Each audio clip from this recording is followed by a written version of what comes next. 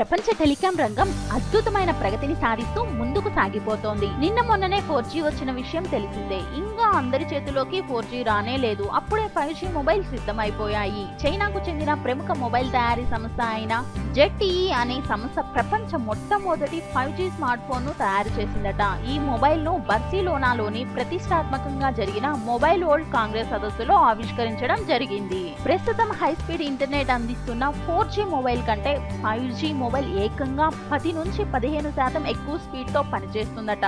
ZTE ఈ సంస్థ రూపొందించిన ఈ 5G మొబైల్ కు గిగాబీట్ అనే పేరును ఖరారు చేసిందట.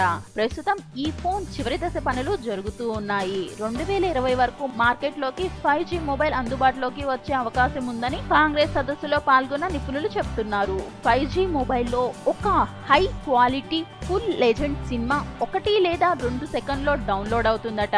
5G స్మార్ట్ ఫోన్ లో ఆశ్చర్యపరిచే మరెన్నో ఫ్యూచర్లు ఉండబోతున్నట్లుగా ZTE సంస్థ ప్రతినిధులు చెప్తున్నారు. ఈ వార్త తెలియడంతో ఎప్పుడెప్పుడు 5G చేతిలోకి వస్తుందా అని ఎదురు చూస్తున్నారు కదా. కాస్త ఆగండి, త్వరలోనే 5G ప్రపంచంలోకి అడుగు పెడదాం మనమంతా. సో ఫ్రెండ్స్, ఇలాంటి లేటెస్ట్ టెక్నాలజీ న్యూస్ కోసం మీరు మా ఛానల్ని సబ్స్క్రైబ్ చేసుకోండి. మీకు ఈ వీడియో నచ్చినట్లయితే లైక్ చేయండి, షేర్ చేయండి. Thank you.